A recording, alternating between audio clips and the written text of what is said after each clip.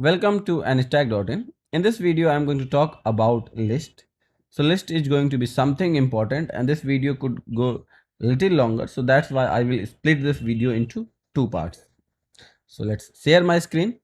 So now I am going to create a new file which will be 05 list.dart. So in other programming language, list is also known as array, or it is just synonyms of array, you can also say. So let's create a list and let's name it. So if I name it users, okay. So here we have created a list with name users. So suppose if we want to give some initial value, now we have created a not users, let's name it something else. Users names. Okay, so here we have created a list with the name user. Here we have created a list with the names, and here I have not initialized it with anything. Here I have initialized it with empty data. Like there is we have initialized the list with an empty list.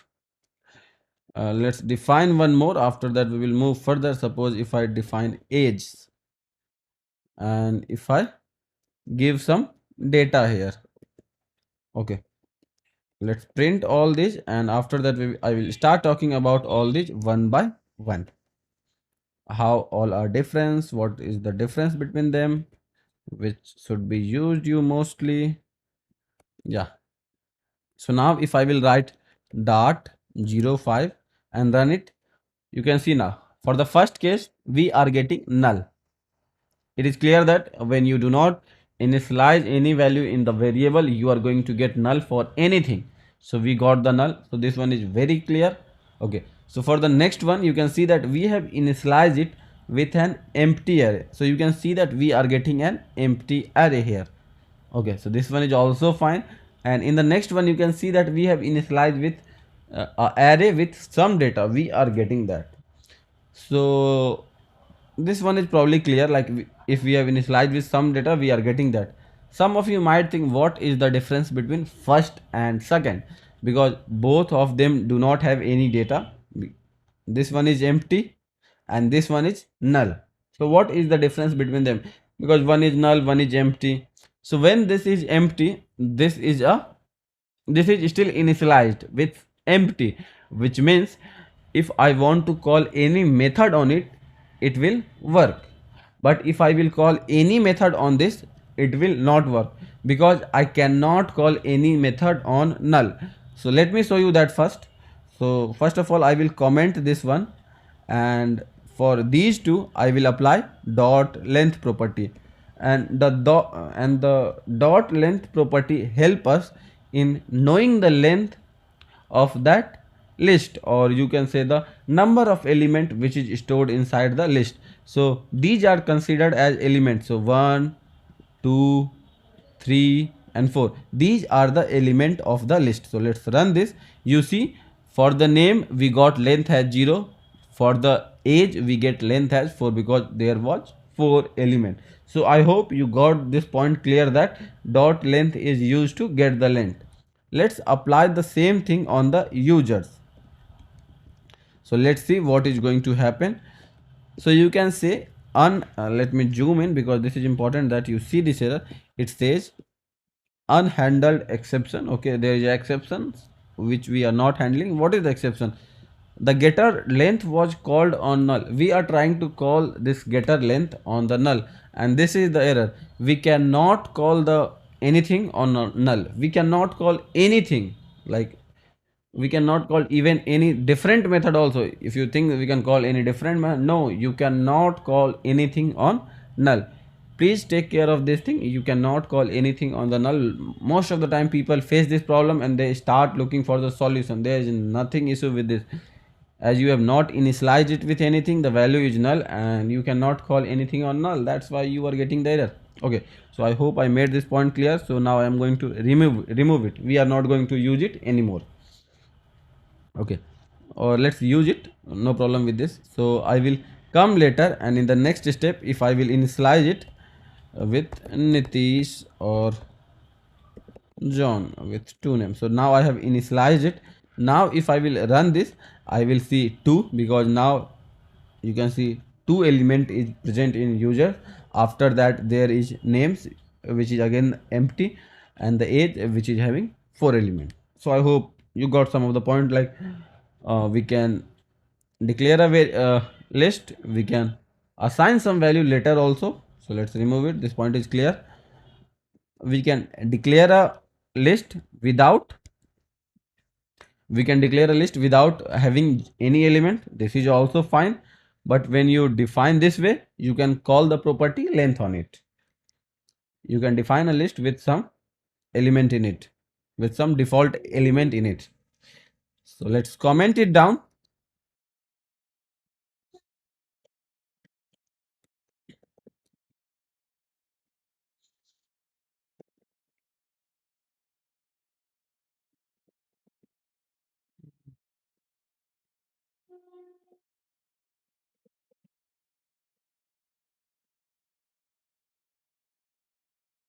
So here you can see that I have defined a list called names, which is having two names and one double as the value.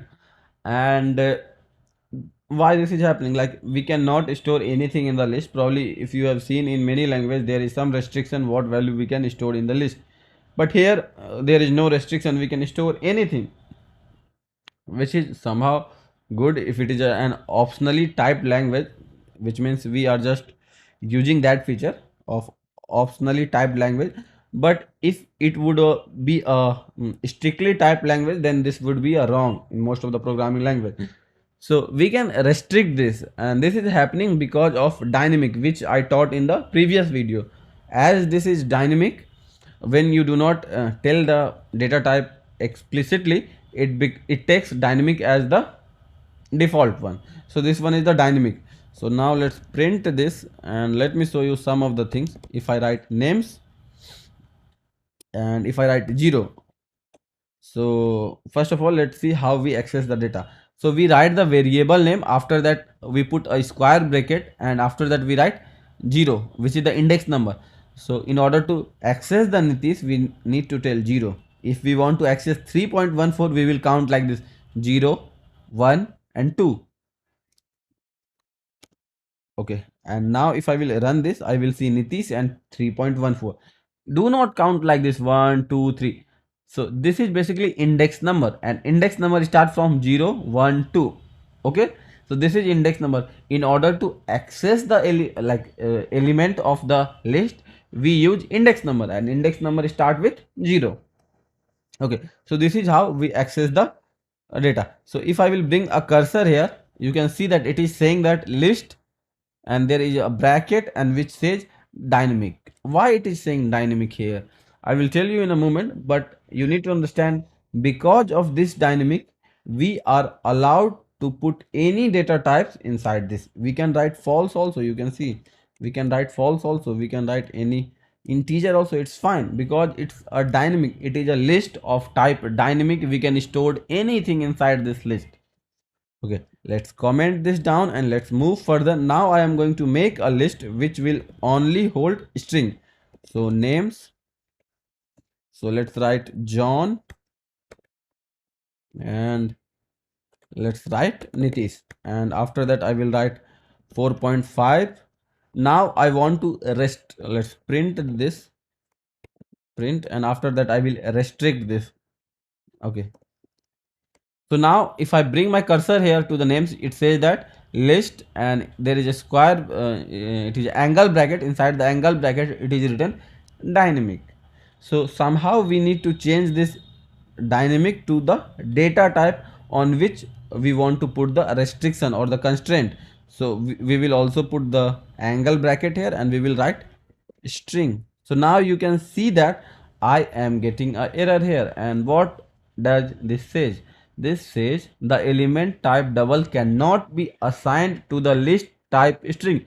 So now the type of this list becomes string, which means we can only store string inside this list. So first two value are string, there is no issue with that, but the next one is double, so there was a issue with that. So I hope you got the point, and this is known as generic. We need to provide the generic what data we want to store, what type of data we want to store inside the list. Okay, so we are having these things, and let's move further. Now if I will write 0, I will get John as the response, and if I will try again and if I will write 1, now I will get Nitish as the response. Let's try. We got this. So now as we are aware that the value which is stored inside the array, or you can say list, is of string type. So whenever we will be accessing the data, like we will write string 1, and we will store this, because we know that the data which will be coming out from the list, here is the list and this is the element of list at 0th index. So we are aware that at the 0th index what data is, we are not aware. We are only aware this is going to be string and always be the string, because it is defined here. When I bring my cursor here, it says list of type string. If I remove this one, if I remove this one, this is working, and if I write 12 here, still this is fine. Now you can see that the names at the 0th location we are having integer, and if we will try to store that in string, this will be a error. So let me show you that error, like let me create that error for you first. So it says type int cannot be subtype of string. So we are getting this, but if I will write 1 here, I will not get any error, because at the 1 index we are having string. So if we will restrict this, we will not get the kind of error which we just got at the above. We will never get that kind of error. And now, because this will restrict us from putting any different kind of variable, different kind of data in the list. So we are now restricted to put the string type of data in the list. So this is one of the main benefit of having or using generic and not using the dynamic. So do not use dynamic as much as you can, because dynamic is something which is going to give you lots of problem in future. For now this might be fine. You will feel dynamic is very much better, because I use dynamic, I can put anything whatever I want, but at the time of finding the bug or fixing any bug, you are going to face lots of problem, because anywhere in the program you can store, like you can assign any value to that variable and you are not going to get any error. And this is a kind of problem for us, not at the moment, but when you are managing a project after 1 or 2 days or after some time, you will face the problem. So I hope you got some of the point which I was trying to convey here, and you learned something about the list. In the next video I will talk about method which are very common, or the method which are commonly used on list. Thank you.